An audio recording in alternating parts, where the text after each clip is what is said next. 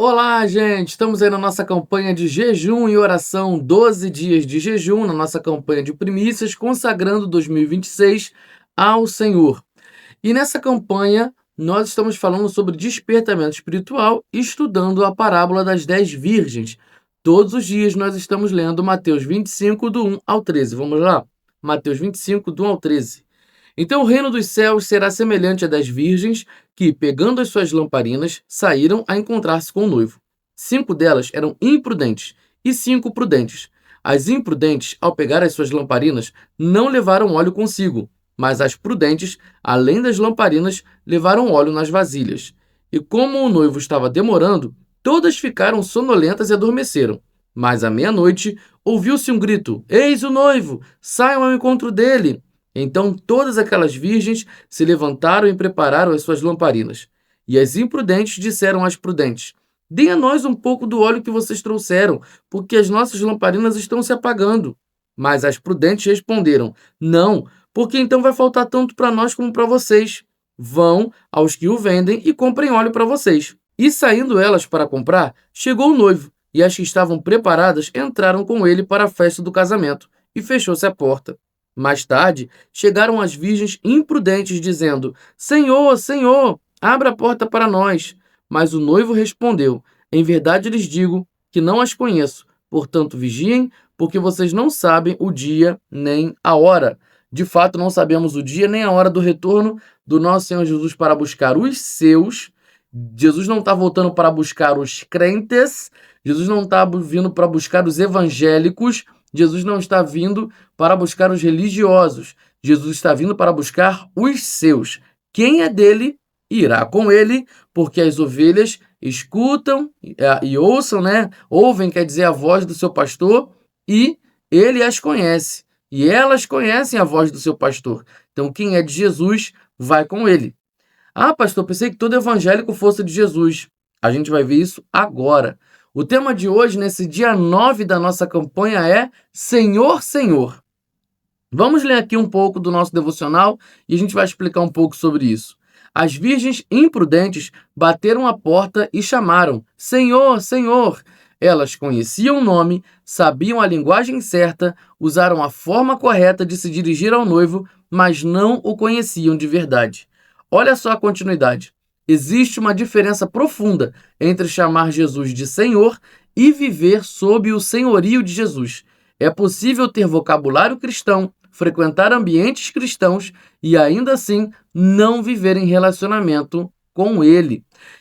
Hoje eu li uma frase, eu não sei se é Tozer, o autor cristão, não sei se essa é a pronúncia, A.W. Tozer. Não sei se essa é a pronúncia, enfim, mas eu li. E nessa frase, eu não sei agora o conteúdo dela todo, né, da frase, mas falava o seguinte, que se o Espírito Santo fosse retirado das igrejas, nós continuaríamos, né, a maioria das igrejas continuariam trabalhando, porque as pessoas já aprenderam a viver sem ele, né, a viver sem a dependência do Espírito Santo. Então, muitos conseguem construir ambientes cristãos, muitos conseguem criar emoções através das músicas, através de uma pregação. Muita gente consegue fazer o outro chorar com palavras lindas que a pessoa consegue tirar da Bíblia e ela vai reproduzir isso num discurso muito maravilhoso. Ou seja, a gente consegue frequentar ambientes cristãos como igreja, cultos, retiros e ainda assim não viver um relacionamento com Jesus. A gente sabe o vocabulário certo, a gente sabe chamar Jesus de Senhor. Muita gente tem aquele respeito, né? Não, eu respeito a presença de Deus. Ah, eu não chamo Jesus de você. Nada contra, você tem a sua opinião. Mas tem gente que tem esse negócio. Não estou dizendo que todo mundo que pensa que tem esse respeito de chamar Jesus de você, tá errado, não. É a sua opinião, tá? Mas muita gente tem esse respeito. Ah, não pode chamar Jesus de você. Olha, quando você entrar no salão de culto, curva sua cabeça, etc. Quando eu era criança, eu sou de uma igreja histórica, uma igreja tradicional, sou batista. Então eu lembro que quando eu era criança tinha muitas regras, né? Para você entrar no salão de culto, para você começar o culto, você tinha aquela ordem de culto bem programada, tinha ali o prelúdio, que era um instrumental para preparar o seu coração para o culto, aí tinha o recessional, aí tinha todos aqueles momentos, tudo exatamente encaixado uma coisa na outra, com todo respeito, com todo zelo. Então as pessoas pareciam, quando falavam amém, parecia que estava num coro, amém. Ou seja, você não podia fazer nada fora daquele ambiente. E aí as pessoas vão confundindo esse respeito, todo esse zelo religioso por relacionamento com Deus. E às vezes as pessoas vão começar a priorizar mais o zelo religioso do que o relacionamento com Deus. Infelizmente isso acontece. Só que quando você preza mais pela aparência, pela apresentação, pelo trabalho que você faz e diz ser para o Senhor, e eu não tenho dúvida, pode ser para o Senhor, mas a gente preza mais a questão do trabalho e a gente esquece do relacionamento.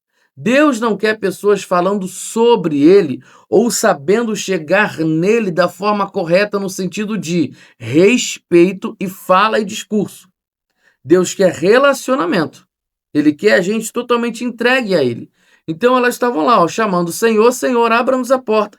Elas sabiam chegar no noivo e falar Senhor, Senhor. Elas sabiam chegar para aquele noivo com todo respeito, com todo rigor, mas a porta não foi aberta, porque elas não conheciam. O noivo fala: eu não conheço vocês, eu não sei quem vocês são. Então, às vezes, eu posso estar fazendo um trabalho lindo para Deus e Deus pode falar: eu não te conheço. Então, o que mais deve pautar o seu ano de 2026, ou qualquer ano que você esteja assistindo esse vídeo, o que deve pautar a tua vida é relacionamento com Deus. E o despertamento espiritual depende de como eu lido com a minha relação com Deus. Muita gente tem uma relação de distância, porque só trabalha para Deus, só faz coisas para Deus, mas não tem esse relacionamento com Deus. Olha só a continuidade do devocional. O problema não foi a falta de intimidade com a religião, mas a ausência de intimidade com o noivo. Elas falavam sobre ele, mas não caminhavam com ele. Isso às vezes acontece com a gente. Nós ouvimos muitas pregações, podcasts, debates, rádio evangélica, a gente escuta muito louvor, pregações e tal, não sei o quê, estudos teológicos, mas a gente fica só ali, ó, conversando sobre Deus, falando sobre Deus. Deus quer que a gente fale com Ele.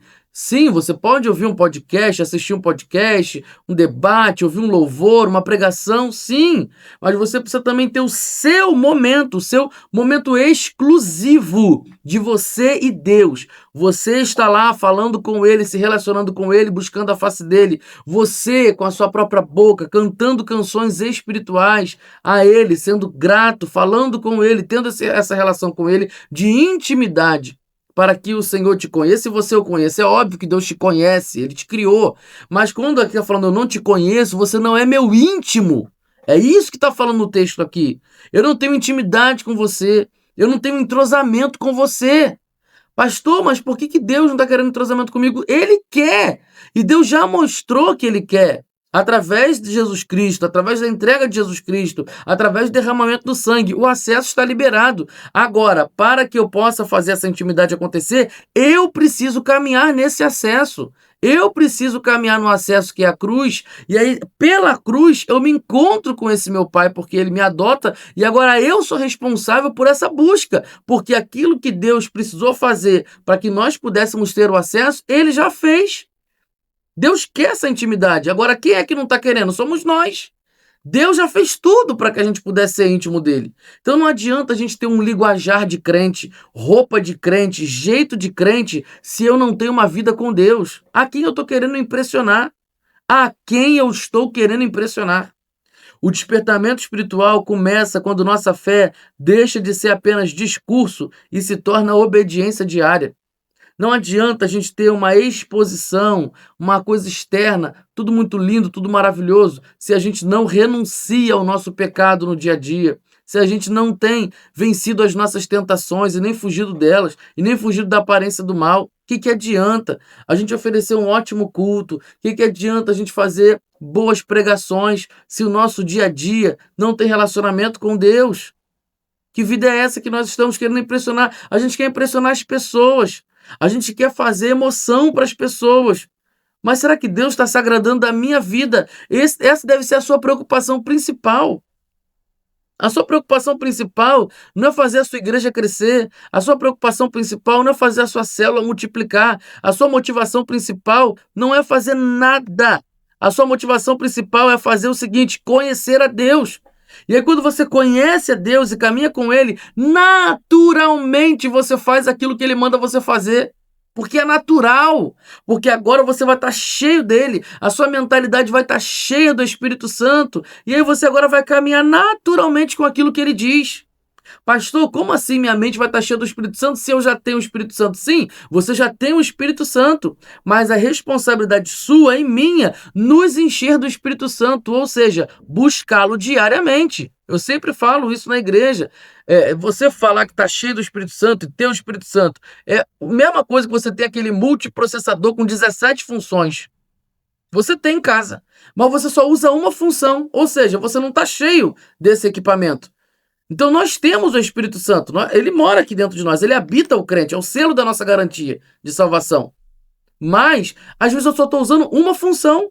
O Espírito Santo libera dons, talentos, forma o nosso caráter, nos guia a toda a verdade.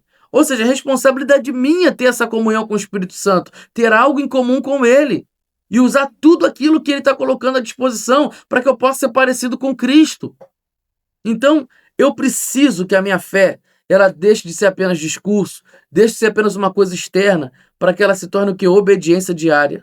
A minha fé, ela é mais discurso ou ela é mais obediência? Ou seja, eu sei chamar Jesus de Senhor ou eu sei viver debaixo do senhorio dele? É uma coisa totalmente diferente.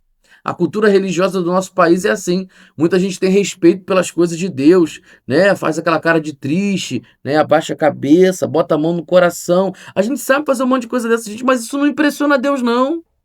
Isso não impressiona Deus, não, gente. Nunca impressionou. Nunca, nunca, nunca. Não, porque eu tenho que trabalhar para Deus, eu tenho que fazer um monte de coisa. Isso nunca impressionou Deus. O jovem rico também fazia um monte de coisa legal, ele obedecia vários mandamentos, e isso não impressionou Jesus. Se você não conhece, vai ler a história do jovem rico que se encontra com Jesus. Jesus não fica impressionado com a obediência daquele jovem rico quanto aos mandamentos, porque Jesus sabia do coração daquele jovem.